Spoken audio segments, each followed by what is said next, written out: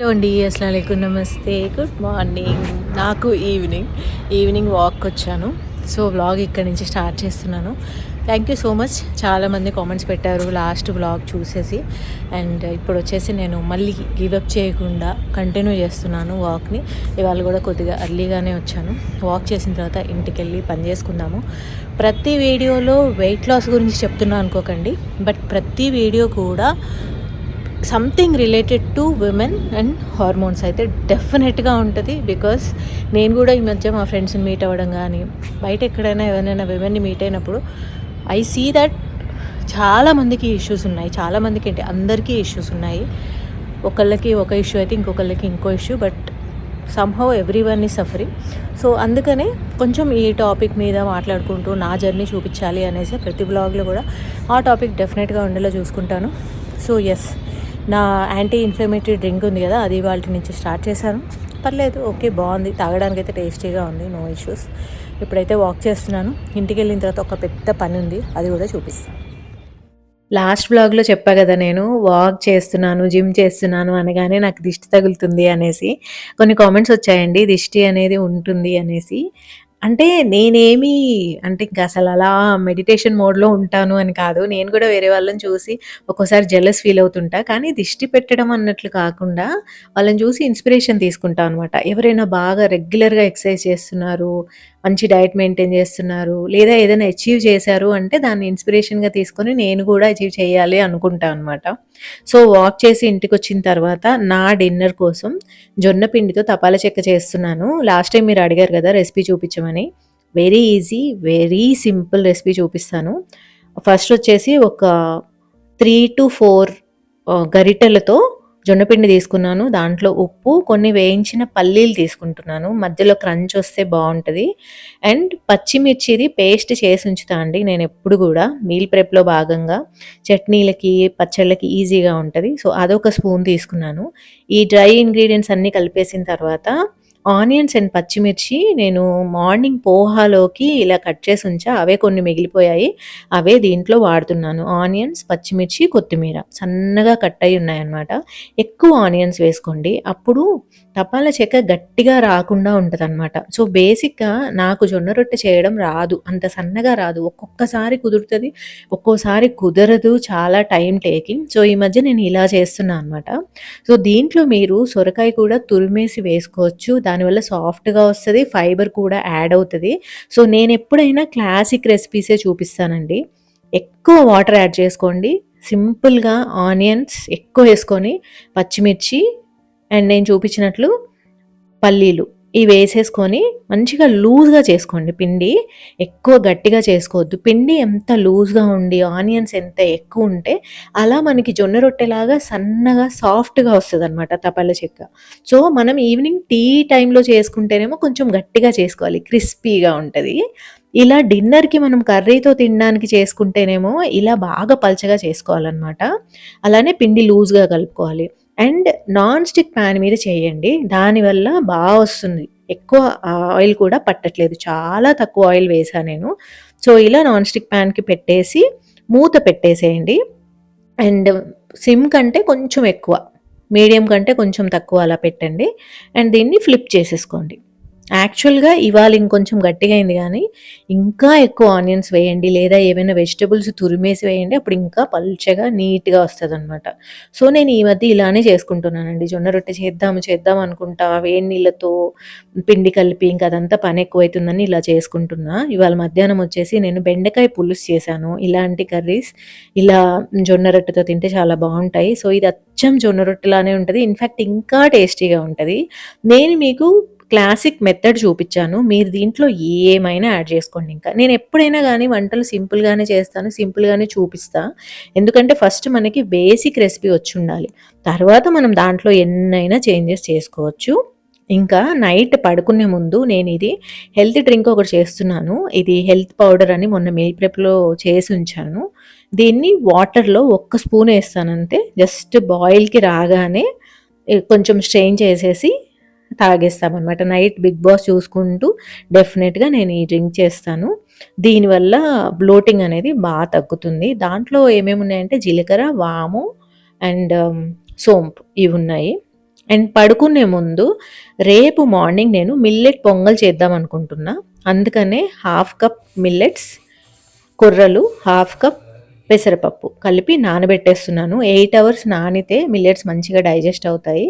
So, అందుకని నైటే నానబెట్టేస్తున్నాను. అలానే యాజ్ యూజువల్ పడుకునే ముందు నేను నట్స్ నానబెడతాను. అవి కూడా సోక్ చేసేసి పడుకుంటా అనమాట. నైట్ ఒక హాఫ్ ఎన్ అవర్ ఇట్లా రిచువల్ లాగా పని ఉంటది. సో, దీని తర్వాత ఇంకే పని ఉండదు. ఇదొచ్చేసి నెక్స్ట్ డే మార్నింగ్ 8 అవర్స్ నానిపోయాయి. వాష్ చేసేసి ఫ్రెష్ వాటర్ ఏసాను. ఇందులో హాఫ్ కప్ పెసరపప్పు, హాఫ్ కప్ కొర్రలున్నాయి. వాటర్ ఏసేసి అండ్ దీంట్లో పసుపు గూడా వేసి కుక్కర్ పెట్టేసాను. వాటర్ ఎంత వేసాను అంటే, ఒక కప్ అయ్యాయి గదా! 2 కలిపి దానికి 3 కప్స్ వాటర్ ఏసా. అండ్ ఇదొచ్చేసి నా మార్నింగ్ డిటాక్స్ డ్రింక్. ఇది గూడా నేను మొన్న చూపిచ్చాను. యాంటీ ఇన్‌ఫ్లమేటరీదనమాట. లాస్ట్‌లో ఆ వీడియో యాడ్ చేస్తా చూడండి. అండ్ ఆ ఐస్ క్యూబ్ అంతా కరిగిన తర్వాత ఒక్క స్పూన్ కౌ ఘీ, ఆవు నెయ్యి వేశానండి. నేను ఇలా ఇలాంటి డ్రింక్స్‌లో అక్షయకల్ప బ్రాండ్‌ది వాడతాను. చాలా బావుంటది. ప్యూర్ ఉంటదనమాట కౌ ఘీ. కుకింగ్‌లో వచ్చేసి బఫెల్లో ఘీ వాడతాను. సో, అలా డిఫరెంట్, డిఫరెంట్ 2 ఘీలు ఎప్పుడూ ఉంటాయి. అసలు ఈ డ్రింక్ ఎంత బావుంటుంది తెలుసా! చాలా మంచిగా అనిపిస్తుంది అసలు నాకైతే. హెల్త్‌కి కూడా కొంచెం బెటర్‌మెంట్ అయింది అనిపిస్తుంది. It's still 3 days only but బావుంది. ఇంకా తాలింపు వేసుకుంటున్నాను పొంగల్ కోసం. పొంగల్‌లో ఆల్రెడీ నేను సాల్ట్ యాడ్ చేసి పెట్టాను. కొంచెం ఘీ వేసుకొని దాంట్లో ఎండుమిర్చి, కరివేపాకు, జీలకర్ర అండ్ కొంచెం క్రంచ్ కోసం క్యాష్యూస్ వేశాను. మిరియాల పొడి వేసేసానండి. మిరియాల పొడి నేను ఇంట్లోనే చేశా అనమాట. అదే వేసేసాను. మిరియాలు నార్మల్‌గా గూడా వేసుకోవచ్చు. కానీ మా ఇంట్లో అవి తగులుతూ ఉంటే తినరు. అందుకే నేను మిరియాల పొడేసాను. ఇంగువ కంపల్సరీ వేయండి. అండ్ ఎంత మంచి స్మెల్ ఒస్తదో తెలుసా? మిల్లెట్స్ తినడానికి this is the best way అనిపిస్తది నాకు. ఎందుకంటే నార్మల్‌గా మిల్లెట్స్‌ని రైస్‌లాగా కూడా వండొచ్చు గానీ, ఏంటో రైస్ మిస్ అయిపోయిన ఫీలింగ్ ఒస్తదనమాట నాకు. అలా గాకుండా మిల్లెట్స్‌ని ఇంక్లూడ్ చేయాలంటే బ్రేక్‌ఫాస్ట్‌లో బెస్ట్ అనిపిస్తది. లేదా దీన్ని మీరు డిన్నర్‌గా గూడా చేసుకోవచ్చు. చాలా బావుంటది. వెజిటబుల్స్ కూడా యాడ్ చేయొచ్చు. నేను చెప్పాను గదా! నేనెప్పుడైనా సింపుల్‌గానే చేస్తాను మోస్ట్‌లీ.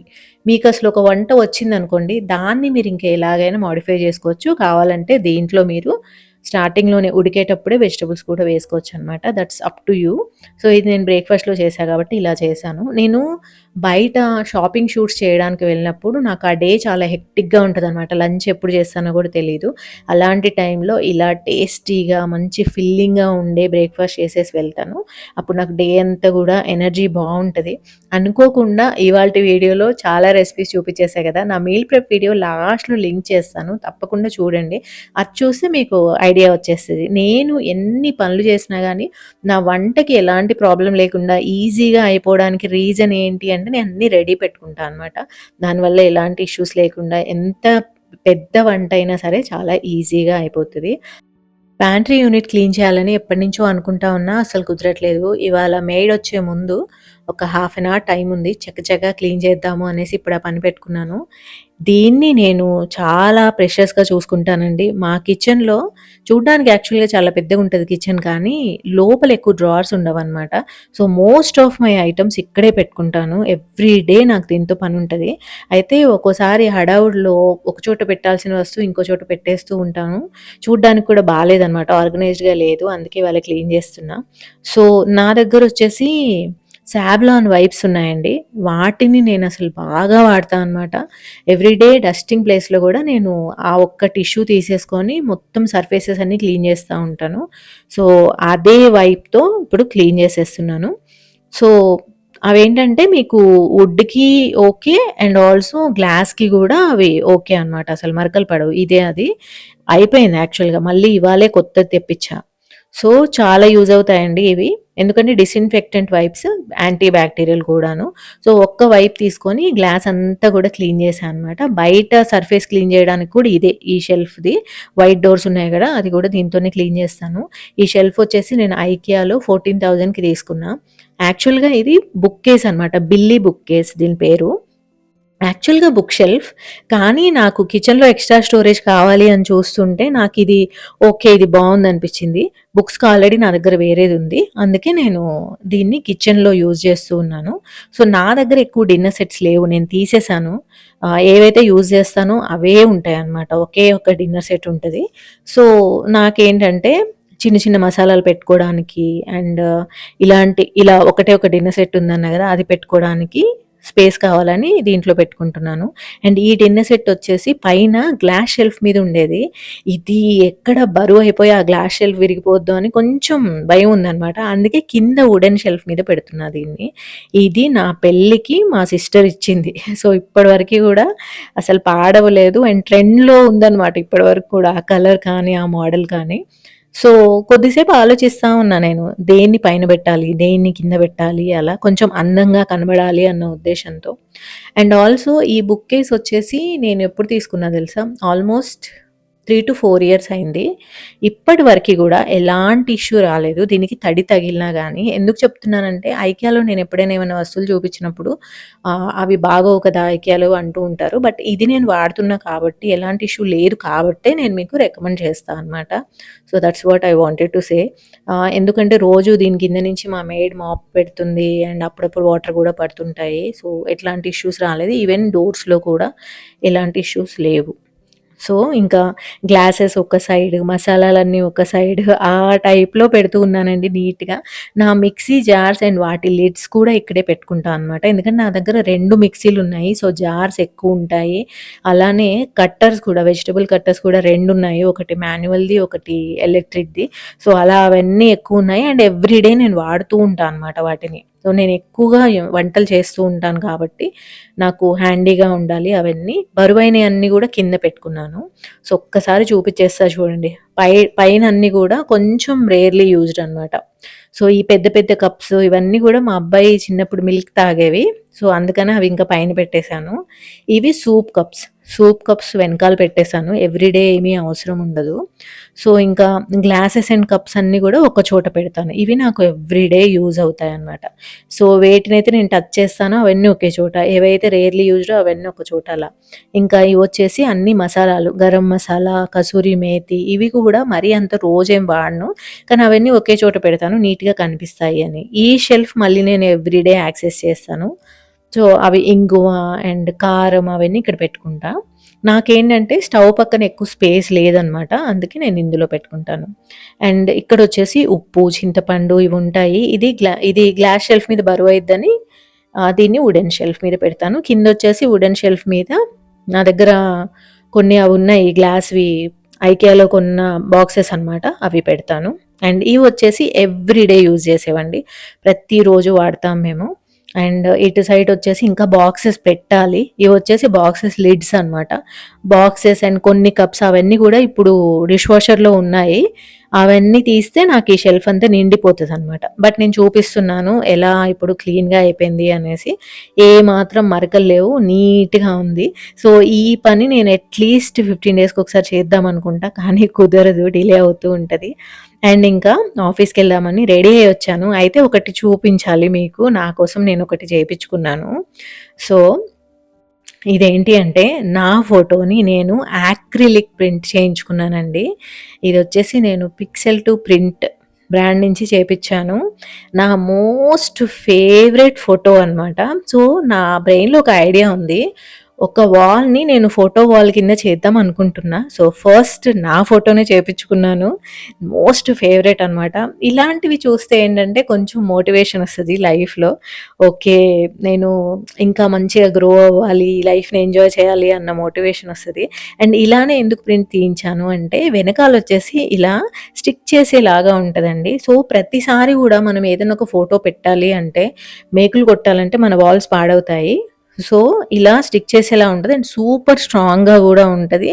గోడలు గూడా పాడవవనమాట. So, that's the reason frame కట్టిచ్చి అవన్నీ చేసే బదులు ఇలా తీసుకోవచ్చు. దీని సైజ్ వచ్చేసి A2. యాక్చువల్‌గా పిక్సెల్ టు ప్రింట్‌లో వచ్చేసి మీకు కావాల్సిన ప్రింటింగ్ నీడ్స్ అన్నీ కూడా వాళ్ళ దగ్గర చేయించుకోవచ్చు. ఇలా పర్సనల్ అయినా గానీ, లేదా మీకు బిజినెస్ ఉన్నా గానీ ఎవ్రీథింగ్ అబౌట్ ప్రింటింగ్ మీరక్కడ ఆర్డర్ చేయొచ్చు. నేను డిస్క్రిప్షన్ బాక్స్‌లో మీకు లింక్ అవన్నీ ఇస్తాను చూసుకోండి. దీంట్లో కూడా సైజెస్ చాలా ఉంటాయి. సో, ఈ ఫోటో వచ్చేసి ఐఫోన్‌లో తీసింది. క్వాలిటీ అయితే అసలు సూపర్‌గా వచ్చిందండి. అంటే ఇలా ఎల్లార్జ్ చేస్తే ఎలా వస్తదో అనుకున్నా గానీ చాలా బా వచ్చింది. ఇంకా different different models, different different sizes చేయించేసి ఒక ఫోటో వాల్ చేయించాలి వెరీ సూన్. అండ్ ప్రస్తుతానికి దీన్ని నేను ఇక్కడ పెడుతున్నాను. ఇక్కడొచ్చేసి నేను నా సిల్వర్ ప్లే బటన్ అవన్నీ డిస్‌ప్లే చేసుకుంటా అనమాట. నా ఫేవరెట్ బుక్స్ అవన్నీ. సో, ఇక్కడే నా ఫేవరెట్ ఫోటోగ్రాఫ్ కూడా పెడుతున్నాను. సో, ఇది చూస్తే నాకు ఫుల్ మోటివేషన్ వస్తది. అండ్ ఇంకా ఎలా ప్రింట్ చేసుకోవాలి ఇవన్నీ కూడా డిస్క్రిప్షన్ బాక్స్‌లో అన్ని డీటెయిల్స్ ఉంటాయి. తప్పకుండా చూడండి. మీరు కూడా చేయించుకోండి. ఎందుకంటే డిజిటల్‌గా ఫోటోస్ ఉండడం వేరు. మనం లిటరల్‌గా ఇలా చూడడం వేరనమాట. లిటరల్‌గా మన చేతిలో పట్టుకొని చూస్తే దాని ఫీలే వేరసలు. చాలా చాలా బావుంది. సో, అదండి ఇవాల్టి వీడియో. ఈ వీడియో మీకెలా అనిపించింది అనేది తప్పకుండా కామెంట్స్‌లో పెట్టండి. తప్పకుండా లైక్ ఇచ్చి హైప్ కూడా చేయండి. సబ్స్క్రైబ్ కూడా చేసుకోండి. నేనైతే రెగ్యులర్‌గా వ్లాగ్స్ చేయడానికే ట్రై చేస్తున్నాను. అండ్ చాలా వర్క్ చేస్తున్నాను. సో, డెఫినెట్‌గా సపోర్ట్ చేయండి. అండ్ మీకు ఇంకేమైనా ఉన్నాయనుకోండి, ఇది చూపించండి, లేదా ఈ రెసిపీ చూపించండి, లేదా షేర్ అబౌట్ సంథింగ్ ఇలా ఏమన్నా ఉంటే అవి కూడా కామెంట్స్‌లో చెప్పండి. కవర్ చేద్దాము. సో, ఓకేనా మరి. మళ్ళీ నెక్స్ట్ వ్లాగ్‌లో కలుద్దామండి. Take care. బై.